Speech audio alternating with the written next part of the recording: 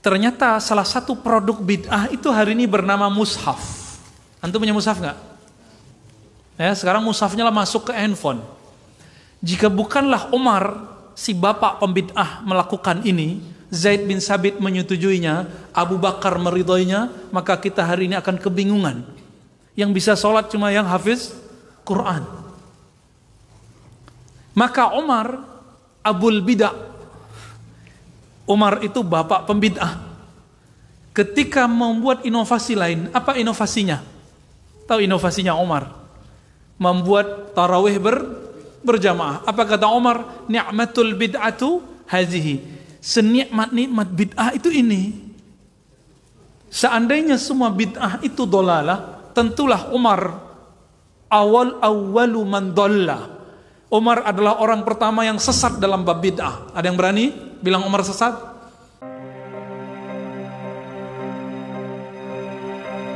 Sahabat karena Allah, ikhwan akhwat fillah, al-bid'ah bahasa Arab itu di Quran ada muncul kalimatnya satu, ma kuntu bid'an minar rusul. Itu ketemu di Quran. Ya. Tidaklah aku bid'an minar rusul. Apa arti bid'an di situ? Bid'an berarti membuat yang baru-baru dari ajaran para nabi. Berarti ajarannya Nabi Muhammad SAW itu sama dengan ajaran Nabi Adam. Bukan ajaran baru. Yang beda itu cuma syariatnya. Bid'ah secara bahasa Arab ternyata satu akar kata dengan kata badia. Allah bernama Badia, Badi'us samawati wal ard. Apa arti Badia? Yang mencipta tanpa perlu konsep sebelumnya. Maka dalam istilah orang Arab, jika saya membuat satu produk, produknya sudah ada yang konsep yang lain, lalu saya perbaharui, disebut ibda. Ya. Perbaharui dan beda dengan yang lain, maka disebut ibda. Tapi kalau sama, ya disebut imitasi. Ya. Badi, Allah mencipta tanpa perlu ada kayak ya master plan. Allah nggak perlu, semuanya sudah ada dalam ilmunya. Nah, ini yang disebut badia. Maka badia itu terjemahannya, kalau terjemahan kasarnya boleh disebut maha pembid'ah. Tapi kan nggak ada orang terjemah begitu. Tapi maknanya adalah al-khaliq biduni misalin sabiq. Pencipta yang mencipta tanpa ada contoh sebelumnya. Itu secara bahasa. Lalu kita masuk secara makna. Maka pemaknaan secara bahasa tidak boleh dipakai. Nggak boleh dipakai. Sholat secara bahasa artinya apa? Doa, zikir. Jadi kalau ada orang sebelah sana mengatakan saya sudah sholat, ternyata dia cuma zikir. Kita nggak sebut dia sholat. Wah, jangan-jangan orang ini kebatinan, ya. Maka tidak disebut sholat. Kawan saya ada yang puasa, tapi dia makan. Saya tanya, kamu puasa apa mas? Aku puasa lisan dari ngomong yang jorok-jorok, gitu. Itu puasa nggak? Enggak. Itu nggak disebut puasa, karena syarat puasa bagi kita ada rukunnya, ada syaratnya. Nah ini kebatinan ya, hati-hati. Bapak saudara makan Allah. Dalam hal ini, maka ulama kita pun berbeda definisi. Ini coba lihat, jangankan ustadz, sahabat aja beda definisi tentang bid'ah. Suatu kali Omar datang kepada khalifah setelah Nabi, gelarnya Khalifatul Rasul, Abu Bakar As-Siddiq radhiyallahu taala anhum ajma'in. Umar mengatakan kepada Abu Bakar, wahai Khalifatul Rasul, wahai Khalifah Rasulullah, para hufaz sudah banyak yang terbunuh, udah ratusan yang mati. Kalau engkau tidak membuat satu keputusan penting, yaitu mengumpulkan bahan-bahan Al-Quran, maka Al-Quran bisa hilang. Maka kumpulkanlah Al-Quran, kata Umar. Umar ini kritis, tapi nggak main hujat. Kritis bukan main. Apa kata Abu Bakar? Hal naf'al ma lam yaf'alhu Rasulullah sallallahu alaihi wasallam. Apakah kita akan buat sesuatu, amalan, perbuatan, keputusan yang Nabi tidak buat? Berarti definisi bid'ahnya Umar beda nggak dengan Abu Bakar? Bagi Abu Bakar, Kalau Nabi tidak buat berarti itu bid'ah. Tapi bagi Umar, jika ini ada maslahat, ada kebaikan di dalamnya lebih banyak dari keburukannya, maka tidak disebut bid'ah. Ini riwayat ada di Sahih Bukhari dan Muslim, bahwa makna bid'ah itu berpindah. Akhirnya kata Abu Bakar, Umar selalu berbicara kepadaku, berbicara terus, mendebat. Dan inilah debat yang ilmiah, debat yang menghasilkan ilmu. Apa kata Abu Bakar? Hatta ara ma ra'a, sehingga aku melihat, memahami apa yang dia pahami, maka aku menyetujui perkataan Umar. Dan itu lamanya bukan main. Umar mendebat Abu Bakar As-Siddiq. Maka kita mendebat pemerintah itu perlu, mengkritisi penguasa itu perlu, tapi melaknat tidak. Bisa bedain? Seperti Umar mengkritisi mereka, mengkritisi para penguasa di zamannya. Lalu mereka udah sepakat, datanglah Umar, datanglah Abu Bakar kepada Zaid bin Sabit, sahabat termuda yang hafiz Quran. Apa kata Abu Bakar? Ya Zaid bin Sabit, tolong engkau kumpulkan Al-Quran. Kata siapa? Abu Bakar. Begitu juga Umar. Ya betul, hai Zaid, kami sudah sepakat mengajak kamu untuk mengumpulkan Al-Quran. Apa kata Zaid? Sama kalimatnya, seperti Abu Bakar mengatakan, hal taf'ala ma lam yaf'alhu Rasulullah sallallahu alaihi wasallam. Apakah kamu buat sesuatu yang Nabi tidak buat? Sama enggak konsepnya? Berarti dalam konsep Zaid, bid'ah itu awalnya apa? Sesuatu yang tidak dibuat Nabi sallallahu alaihi wasallam. Ternyata dijelaskan oleh Umar, seperti Umar menjelaskan ke Abu Bakar. Apa kata Zaid? Sehingga aku memahami apa yang dipahami Umar. Lalu Abu Bakar mengatakan, hai Zaid, kamu adalah pemuda yang paling hafal Quran, yang paling kuat hafalannya, paling bagus pekerjaannya. Jika bukan engkau siapa lagi? Apa kata Zaid? Lau amartani binaqli jabalin ila jabalin la fa'altuhu. Kalau engkau perintahkan aku memindahkan gunung terlihat enggak? Ya, kalau hafalan Quran gimana? Terlihat enggak? Bisa enggak kita ngelihat ini orang hafal Quran? Kalau kulhu kayaknya hafal semua nih ya. Tapi kalau yang lain enggak pasti hafal, enggak mesti hafal ya. Lalu gimana? Kata beliau, kalau aku disuruh memindahkan gunung terlihat, bisa aku lakukan. Tapi kalau mengumpulkan hafalan Quran, betapa sulitnya. Tersembunyi di rumah-rumah orang, di dada-dada orang. Akhirnya Zaid minta persetujuan, minta istikharah kepada Allah dengan kalbunya, dan dia menerimanya. Walhasil terkumpullah Quran, tapi belum disalin. Belum disalin. Dikumpulkan itu di rumah Hafsah. Umar berkuasa, Abu Bakar wafat. Umar radhiyallahu taala anhu, karena di saat itu tidak terjadi kematian, ya, kewafatan, kesyahidan ulama-ulama sahabat yang hafiz Quran, maka tidak ada gebrakan untuk mengumpulkan Quran, untuk menyalin Quran. Lalu baru di zaman Utsman, ketika Huzaifah al-Yamani pergi ke Irak. Di Irak ada 2 kota besar, belum ada Baghdad saat itu. Yang ada cuma Basrah dan Kufah. Apa nama kotanya? Basrah dan Kufah. Di Basrah ada sahabat Nabi bernama Abu Musa al-Ash'ari.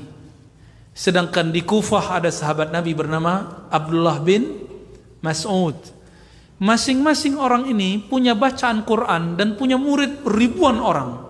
Suatu kali Huzaifah lagi sholat di masjid yang ada di antara Kufah dan di Basrah. Di masjid bagian ujung orang baca Qurannya beda dikit dengan orang yang di ujung sini. Huzaifah bingung, loh kok ada 2 bacaan Quran? Maka ditanya, dikumpulkan 2 orang itu ditanya, hai fulan, kamu baca Quran siapa gurumu? Yang satu bilang guru saya Abu Musa al-Ash'ari. Yang satu lagi mengatakan guruku Abdullah bin Mas'ud. Maka sahabat Nabi Huzaifah ini mendatangi Abu Musa al-Ash'ari dan Ibnu Mas'ud dan mengatakan, perkara kalian ini akan saya bawa ke pusat, ke Madinah. Dibawa ke pusat. Sampai di Madinah, apa kata Huzaifah? Oh, ini bisa kacau. Kalau kita meninggal, Huzaifah meninggal, Utsman meninggal, Ibnu Mas'ud meninggal, Abu Musa al-Asy'ari meninggal, apa yang terjadi? Quran bisa berantakan. Maka Huzaifah mengusulkan, ayo buat Quran standar. Dikumpulkan Quran standar, dikumpulkan. Dibuatlah tim yang dulu mengumpulkan Quran siapa? Zaid. Maka disalinlah Quran sebanyak 6 eksemplar, dikirim kemana-mana, dan salah satunya sekarang tersimpan di Uzbekistan, di kota Tashkent.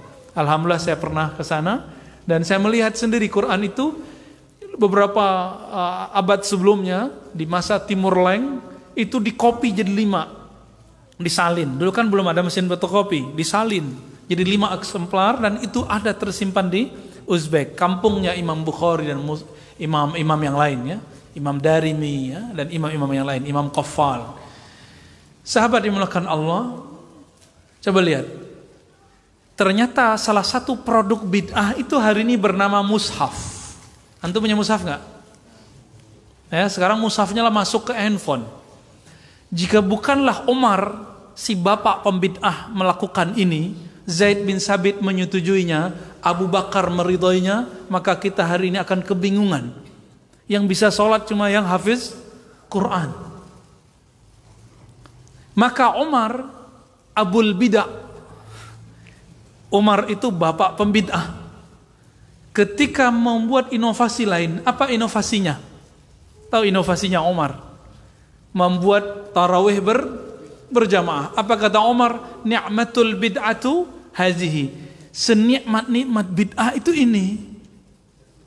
Seandainya semua bid'ah itu dolalah, tentulah Umar awwalu man dhalla. Umar adalah orang pertama yang sesat dalam bab bid'ah. Ada yang berani bilang Umar sesat? Yang berani itu udah masuk ke Rafidhah ya, Syiah yang tercela. Kenapa? Karena mereka mencela para sahabat Nabi. Syiah Rafidhah. Besok pagi kita bahas ya. Bapak hari Jumat, apa hari Ahad? Hari Sabtu ya. Sabtu Pak Ahad ya, terserah antum nih ya.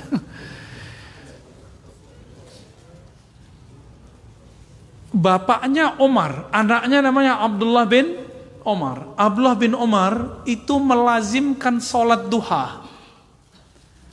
Ditegur oleh sahabat lain, ditegur oleh orang-orang lain. Apa kata mereka? Apakah Rasulullah melakukan seperti kamu lakukan? Sholat duha tiap hari? Ini pada sholat duha tiap hari nggak? Insya Allah. Wah, jawabnya nggak pasti berarti ya. Lalu apa jawaban Abdullah bin Umar? Ni'matil bid'atu hazihi. Diulang kata abahnya, kata bapaknya. Sebagus-bagus bid'ah itu mengistiqomahkan, melazimkan sholat duha tiap kali pagi. Padahal Nabi jarang sholat duha. Nabi kalau sholat duha tiap hari dikira nanti ada lagi sholat yang ke-6 ya, jadi bingung lagi. Bapak saudara makan Allah. Dan semua riwayat ini sahih. Nggak ada yang berani mengatakan ini dhaif. Yang paling bilang dhaif itu dipecat dari kalangan ahli hadis ya. Ahli hadas jadinya. Nggak ada ahli hadis yang berani mendhaifkan riwayat ini. Kalau ada, berhadapan dengan ribuan ulama ahli hadis. Lalu gimana kita memahami permasalahan ini? Oh, ternyata ada satu hadis yang sangat seksi. Kullu bid'atin dhalalah. Ini kan banyak dibaca ya. Depannya innal hamdalillah nahmaduhu wa nasta'inuhu ba'ma ba'du. Sampai ke amma ba'dunya menakutkan sekali. Iyyakum muhdatsatil umur fa inna kulla muhdatsatin bid'ah. Kan gitu kan? Emang Nabi gitu ngomongnya? Hah? Nabi gitu enggak ngomongnya? Kayak orang marah-marah gitu ya? Enggak. Nabi itu berbicara seperti qaidul jais, bukan berarti Nabi marah-marah, tapi semangat maksudnya. Tapi bukan marah-marah ya. Jamaah kan bengong. Loh, aku kok dimarahin marah khotib, salah apa gitu ya? Bingung kan? Tiba-tiba khotibnya marah-marah. Iyyakum muhdatsat. Biasa aja baca hadis. Iyyakum muhdatsatil umur. Jauh-jauhlah dari perkara baru dalam agama. Fa inna kulla muhdatsatin bid'ah. Setiap muhdatsah itu bid'ah. Setiap perkara baru dalam agama itu bid'ah. Wa kullu bid'atin dolalah. Wa kullu bid'atin dolalah. Apa artinya? Setiap bid'ah itu sesat. Di riwayat yang lain ditambahkan wa kullu dolalatin finnar. Setiap yang sesat masuk neraka. Hadis ini ternyata dimulai dari kalimat iyyakum muhdatsat. Kalimatnya pakai muhdatsat. Itu taknya itu ada alifnya, muhdatsat. Asalnya ada muhdasah, jamak dari muhdasah. Bukan muhdas tapi muhdatsat. Apa indikasinya? Jadi ternyata perkara baru jika negatif dalam bahasa Arab ditambahin tak marbutah, itu negatif. Biasanya begitu. Namun tidak semua yang muhdas itu bid'ah. Tapi kalau muhdasah pasti bid'ah. Di sini masjid azannya berapa kali? Azan Jumatnya. Nah, ini beliau nih yang azan ya. Mukanya muka guru saya nih. Guru saya namanya Syekh Darwis ya. Mukanya kayak beliau nih, orang Mesir kayaknya keturunan ya. Azan 2 kali. Nabi pernah lakukan enggak? Pernahkah itu dilakukan di zaman Nabi sallallahu alaihi wasallam? Pernah enggak? Ayo jawab. Pernah atau tidak? Tidak. Oke, sepakat sudah? Tahu dari mana ayo? Ya, kata Ustaz, ya kan? Tahunya dari Sahih Bukhari. Di Sahih Bukhari bab mengenai azan disebutkan azan Jumat. Bahwa di masa Rasulullah azan cuma sekali. Ketika di zaman Utsman radhiyallahu taala anhu terjadi pelebaran Islam, kemudian orang tambah rame, di pasar juga tambah rame. Akhirnya supaya orang punya prepare, isti'adad, persiapan, maka Utsman buat bid'ah. Apa bid'ahnya? Azan dulu. Bedanya kalau sekarang kan orang sudah masuk dulu baru azan pertama, baru azan kedua. Kalau masa Utsman tidak, 1 jam atau setengah jam sebelum masuk waktu, sehingga orang ya datang. Kalau kita kan cukup sudah setel murotal selesai, ya. Berarti udah siap-siap tuh. Maka kita pertahankan 2 azan itu karena ingin melestarikan bid'ahnya Utsman. Pak ahli bid'ah. Ini beliau ini ahli bid'ah ini. 2 kali azan soalnya. Kira-kira gimana? Oh, tiba-tiba ada yang nyeletuk. Jika ada sahabat buat, Nabi buat, maka dahulukan Nabi. Enggak pula ikut sahabat. Nah, ini orang su'ul adab sama sahabat. Ini biji-biji syiahnya ada ya. Dia enggak sadar kalau dia punya kecenderungan untuk merendahkan sahabat Nabi. Utsman ketika buat azan itu 2 kali, itu tidak disebut bid'ah. Kenapa? Di situ ada maslahat. Maka Ibnu Qayyim, Imam Salafiyah, murid Syekhul Islam Ibnu Taimiyah, mengatakan kullu maslahatin din. Setiap yang ada maslahatnya itu bagian dari agama. Setiap yang ada maslahat, apa arti maslahat? Manfaat kebaikan, itu agama. Jadi jika kita lihat maslahatnya lebih banyak, oh itu masuk agama. Meskipun tidak ada zaman Nabi sallallahu alaihi wasallam. Jadi Abu Bakar pembid'ah, Umar pembid'ah, Utsman juga bid'ah. Utsman ada 2 tadi ya, Quran dibuat, terus azan. Apalagi bid'ah Utsman memugar masjid, itu dibentak juga oleh sahabat yang lain. Ente buat sesuatu yang enggak dibuat Nabi.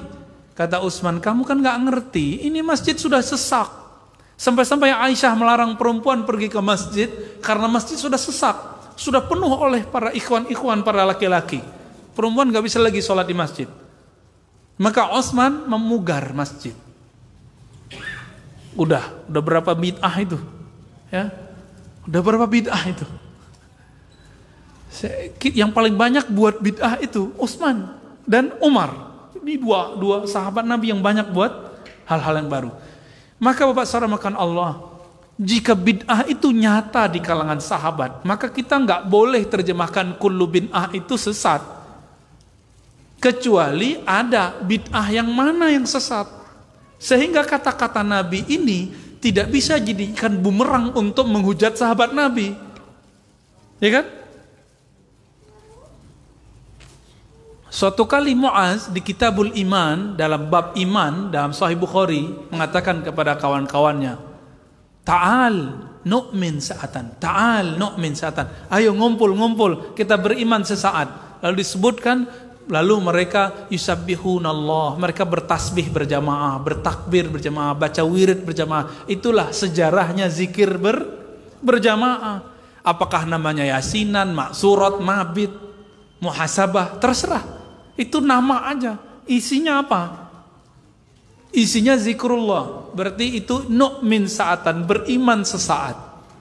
Iman itu menggetarkan kalbu, menyadarkan pikiran, maka itu disebut iman.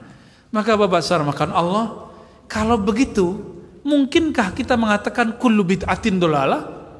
Seperti pemahaman sebelumnya. Apa makna bid'ah tadi? Semua yang tidak dilakukan Nabi. Gak mungkin, berarti terjemahan bid'ah kita salah. Lalu terjemahan bid'ah yang tepat apa? Apa lagi?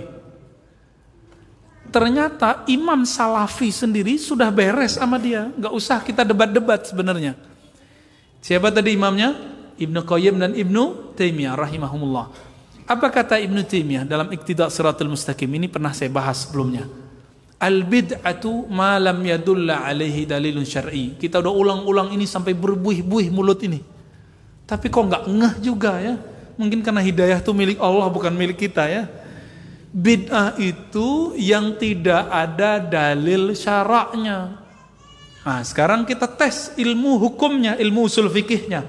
Berapa macam sumber hukum dalam Islam? Coba, hukum Islam itu sumbernya dibagi dua. Ada yang disepakati, ada yang masih diperdebatkan. Yang disepakati ada berapa? 4. Al-Quran, bukan hadis, sunnah. Orang ahli hukum gak pernah ngomong hadis, kecuali sunnah. Orang ahli usul ngomongnya sunnah. Gitu ya, bedain ya. Karena sunnah beda sama hadis. Di hadis disebutkan bahwa hidung Nabi mancung, kulitnya merah-merah dikit. Itu hadis apa sunnah? Hadis artinya berita, khabar. Kalau sunnah, makana hukman syar'iyan, yang tergolong hukum syarak baru disebut itu sunnah. Beda dengan sunat ya. Kalau sunat bahasa kita, sunat khitan atau sunat hukum ya. Nah, Bapak Saudara makan Allah. Jadi apa nih kira-kira maknanya nih? Kata sunnah atau hadis? Coba sunnah bedanya hadis apa? Sunnah itu yang ada bobot hukum syaraknya. Kalau tidak ada bobot hukum syaraknya tidak disebut sunnah, cukup disebut hadis. Contoh, Nabi SAW istrinya 9, itu hadis, bukan sunnah. Jangan coba-coba diamalin nih ya. Disembelih nanti sama beliau-beliau ini ya. Apalagi Nabi SAW wajib sholat malam. Itu apa? Itu hadis. Kalaupun disebut sunnah, sunnahnya harus ada sifatnya. Sunnah khasah, sunnah khusus buat Nabi SAW. Taib. Lalu yang ketiga, ijma. Ijma itu artinya apa? Ittifaq al-mujtahidin ba'da asrin nubuwah. Kesepakatan, konsensus ulama-ulama, bukan ulama sembarangan, mujtahidin, bukan ustadz biasa, bukan doktor, apalagi LCMA, bukan. Siapa? Mujtahidin. Saya belum mujtahid. Jadi doktor itu bukan gelar mujtahid. Mujtahid itu orang yang sudah mampu memproduk satu hukum, langsung dia ambil dari Quran dan Sunnah dan hasilnya jelas. Itu disebut dengan mujtahid. Namun sekarang mungkin orang itu bisa jadi mujtahid dalam satu bab, tapi tidak mujtahid dalam bab lain. Itu sangat mungkin. Kalau semua nggak mungkin hari ini. Persoalan tambah rumit. Dr. Badi' Said Al-Laham, guru kami, ditanya, kalau menurut Anda ada mujtahid sekarang yang bisa buat mazhab baru sekarang, menurut kamu siapa? Jawaban beliau, Syekh Wahbah Zuhaili. Pernah dengar nggak? Nah, nanti cari sendiri di Google ya. Ya, sekarang kan gurunya antum kan Google. Syekh Wahbah Zuhaili, cari itu. Siapa itu makhluk ya? Taib. Yang keempat apa? Qiyas. Qiyas contohnya kita kalau berzakat di sini pakai kurma atau pakai beras atau pakai duit. Tuh, duit kok udah nggak pakai beras kok, ya. Berarti antum udah pakai qiyas, analog. Di zaman Abu Hanifah dituduh sebagai makhluk najis oleh Hamad bin Zaid cuma karena membolehkan zakat fitrah dengan yang senilai dengan makanan pokok. Tapi sekarang nggak ada tuh. Semua lembaga zakat membolehkan, bahkan gesek aja boleh. Pencet-pencet doang di HP boleh, di handphone. Ya. Kok bisa? Ternyata pendapat Abu Hanifah yang wafat tahun 150 baru tidak dianggap bid'ah setelah tahun 2000. Setelah tahun 1400-an. Berarti sekarang. Artinya selama lebih dari 13 abad pendapat beliau dianggap bid'ah. Jadi jangan-jangan kita ini loadingnya kelamaan. Akhirnya perkara itu udah gak bid'ah lagi kok. Ulama sudah menemukan dalilnya gak bid'ah. Kita masih mengatakan dia bid'ah. Ya. Jadi saya curiga nih, orang yang suka bid'ahkan itu dia gak tahu dalil aja. Loadingnya belum selesai. Ya, jadi kalau kita bilang, lihat, oh ini orang lagi loading, gitu aja ya. Kalau di zaman kita punya apa dulu? Pentium 1, ini Pentium 1 kayaknya dia ya. Komputernya masih Pentium 1. Baik. Lalu ada yang diperdebatkan. Sebagian ulama mujtahid make, sebagian tidak. Contohnya maslahat. Imam Malik make. Apalagi uruf, tradisi, kaul atau amal ahli Madinah. Imam Malik pakai amal orang Madinah. Apalagi ada namanya istishab, ada namanya qaulus sahabi. Oh macam-macam ya. Itu diperdebatkan oleh para ulama. Walhasil ternyata sumber hukum itu tidak hanya Quran dan Sunnah, tapi juga ada selain Quran dan Sunnah. Maka Imam Ibnu Taimiyah mengatakan bid'ah itu dibagi dua. Ibnu Taimiyah nih yang bagi. Tapi pengikutnya sekarang bilang apa? Bid'ah itu semuanya sesat. Ibnu Taimiyah bagi. Apa kata Ibnu Taimiyah? Ada bid'ah namanya syar'iyyah, bid'ah menurut syara. Contohnya sholat subuh jadi 3 rakaat tuh ya. Saking rajinnya sholat subuh. Atau nanti punya sholat birrul walidain, sholat ini, sholat itu kan diperdebatkan, ada yang bid'ah kan tidak. Segala macam ini. Yang tidak ada dalilnya menurut Ibnu Taimiyah disebut bid'ah. Tapi beliau kemudian mengatakan apa? Ada bid'ah kedua namanya bid'ah lughawiyah, bid'ah secara bahasa. Sama kayak sholat secara bahasa tadi artinya apa? Zikir atau doa. Tapi sholat secara istilah artinya yang dimulai dengan takbir ditutup dengan salam. Jadi bid'ah secara bahasa yang Nabi tidak buat. Berarti bid'ah secara istilah apa? Yang tidak ada dalilnya. Baik dalil yang disepakati, yang 4 tadi, atau dalil yang diperdebatkan. Di mana munculnya khilafiyah? Kan judulnya itu. Kalau dalilnya 4 ini tidak ada khilafiyah, nggak boleh ada. Kalaupun ada, maka itu orang pasti jahil. Pasti dia nggak ngerti. Jadi kalau Quran, Sunnah, Ijma, Qiyas masih ada yang khilaf di situ, berarti dia kurang update ilmunya. Faham?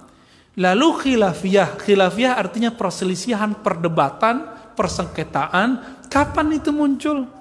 Ketika orang berdalil dengan dalil yang tidak disepakati. Contohnya apa tadi? Maslahat, kemaslahatan. Contohnya, hari ini orang beda pendapat nggak mengenai hukum BPJS? Ya, tapi nggak usah lagi lah antum udah berdebat ya. Ada orang Jerman datang ke rumah sakit, salah satu rumah sakit Dompet Duafa di Parung. Di situ gratis. Orang Jerman nyengir aja. Oh, di kampung kami, di negeri kami semua rumah sakit gratis. Kaget orang-orang rumah sakit itu. Ya. Makanya kemudian orang-orang kesehatan belajar ke negeri-negeri maju ini. Ternyata Bapak Saudara makan Allah, di negeri maju itu pajak dan asuransinya tinggi. Makanya kalau masuk rumah sakit nggak berbayar. Kita cuma diminta BPJS 100.000 per bulan. Keluar dulu fatwa bid'ahnya. Ya. Betapa naifnya ya.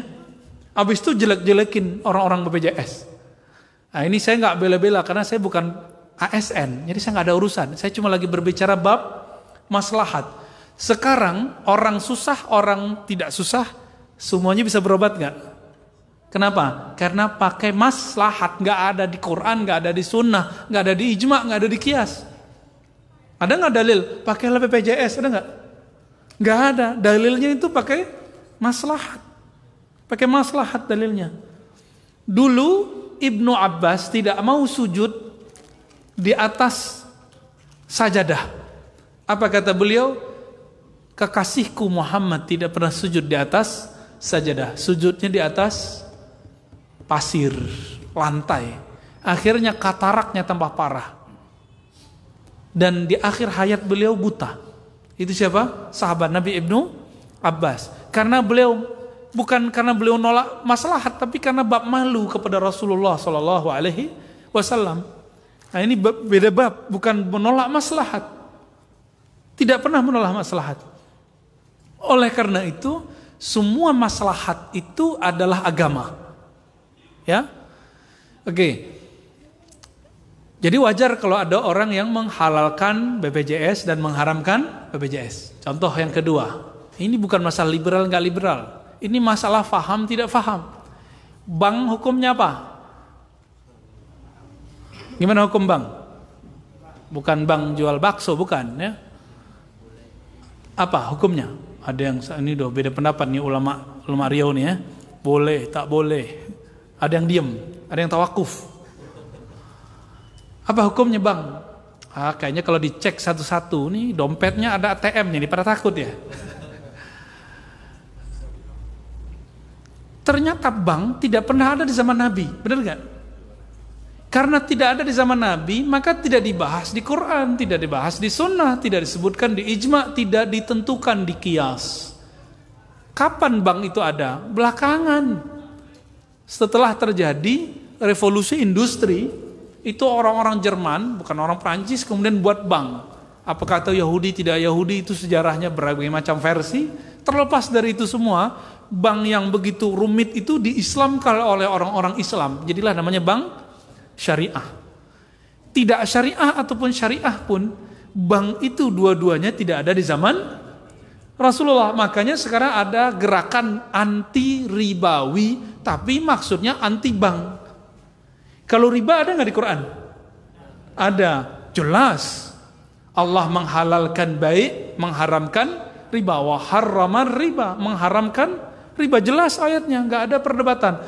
Kalau ada orang menghalalkan riba, kafir.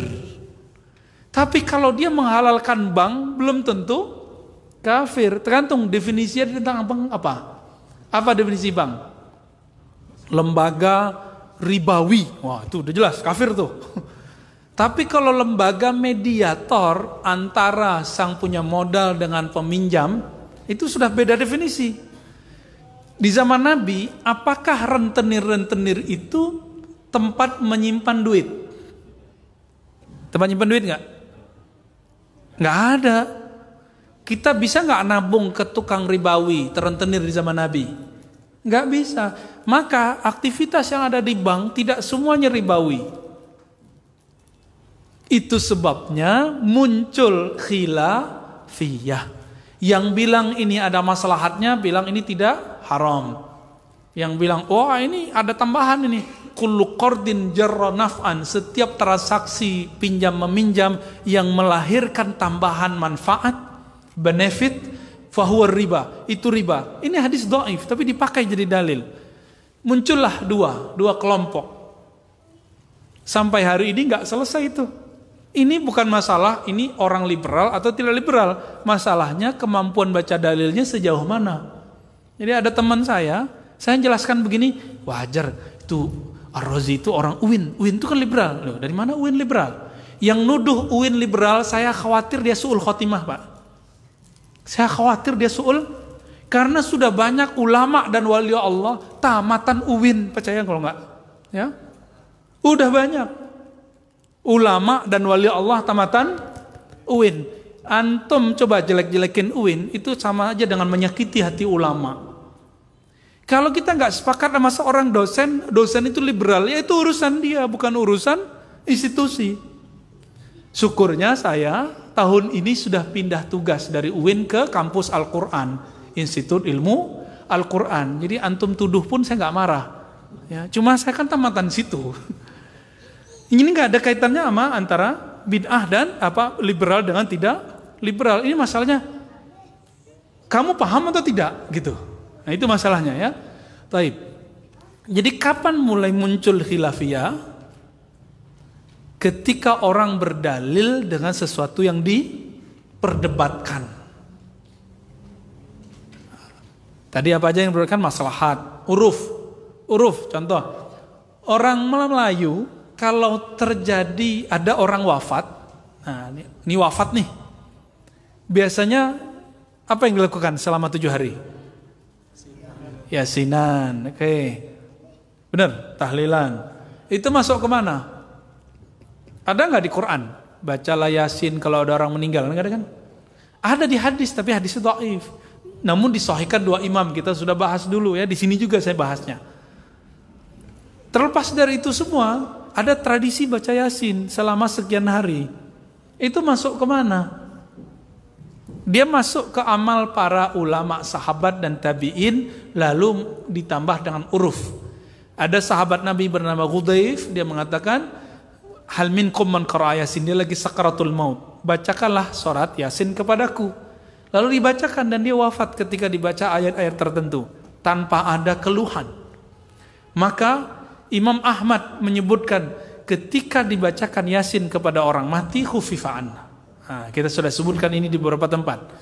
Lalu dibuatlah tradisi baca Yasin 7 hari. Mengambil hadis Imam Ahmad tadi, Imam Abu Daud, imam-imam yang lain, ditradisikan, disebutlah dia uruf atau tradisi. Tradisi itu dia ada kaedahnya. Kalau melanggar sunnah, melanggar Quran, maka disebut tradisi fasid, urfun fasidun, uruf yang rusak. Jika dia sesuai dengan sunnah, sesuai dengan Quran, tidak disebut dengan fasid. Dan Imam Syafi'i mengatakan, sesuatu yang tidak melanggar Quran dan sunnah, falaisa bid'atin, tidak disebut bid'ah. Jadi sebenarnya ini enggak bid'ah hasanah, ini enggak bid'ah, ini sunnah sebenarnya. Ya. Tapi kita kan tidak mau membuka hati, membuka pikiran dan ngotot untuk mengatakan Nabi enggak pernah lakukan, Nabi enggak pernah lakukan. Nabi enggak lakukan tapi sahabat lakukan. Kita lakukan enggak? Kan Anda punya kaidah, kita ngomong sama mereka, ya. Apa kaidahnya? Lau kana khairan lasabaquna. Kalau itu baik tentulah mereka lebih dahulu. Ini ada sahabat yang mengamalkannya. Katanya kalau ada sahabat tabi'in yang mengamalkan, kita amalkan. Kita pulangkan. Jadi ternyata kaedah-kaedah yang dibuat-buat pun itu jadi dalil buat kita, bukan dalil buat mereka. Bapak saudara maqam Allah, ikhwan akhwat fillah. Berdasarkan ini, maka semua yang khilafiyah itu tidak boleh disebut bid'ah secara mutlak. Kenapa? Dia masih ada dalilnya. Ibnu Taimiyah sendiri mengatakan apa dalam Iqtida? Bid'ah ini disebut oleh orang yang di luar sana dengan bid'ah hasanah. Sedangkan istilah beliau bid'ah lughawiyah, bid'ah secara bahasa. Maksudnya apa? Nabi enggak buat, tapi Umar buat. Apakah Umar pelaku bid'ah sesat? Tidak. Umar pelaku bid'ah, tapi bukan bid'ah syariat, tapi bid'ah secara bahasa. Berdasarkan ini semua, kalau kita simpulkan, tidak semua perkara baru yang kita lihat secara zahir, dia baru dalam ilmu pendalilan. Siapa tahu ada dalilnya. Ya, ada dalilnya. Kalau masih ada dalilnya dan benar cara memahami dalilnya, dia tidak disebut bid'ah. Kira-kira seperti itu ya. Dulu jangankan ini, ngaji pakai mimbar ala orang-orang gereja itu dianggap bid'ah. disebut podium ya. Tapi lama-lama hari ini kayaknya kalau masjid gak punya mimbar begitu gak keren. Berubah makna bid'ah. Tergantung pemahaman maslahat. Jadi ada bid'ah yang qat'i, bid'ah yang pasti, melanggar hal-hal yang qat'i. Tapi jika bid'ah itu untuk perkara yang khilafiyah, yang masih diperdebatkan, jangan-jangan itu belum tentu bid'ah. Ya. Jangan ulang sejarah Hamad bin Zaid mengatakan Abu Hanifah najis, Abu Hanifah syubhat. Jangan ulang sejarah itu. Siapa tahu itu tidak syubhat, tidak najis. Itu ya. Cukup kan?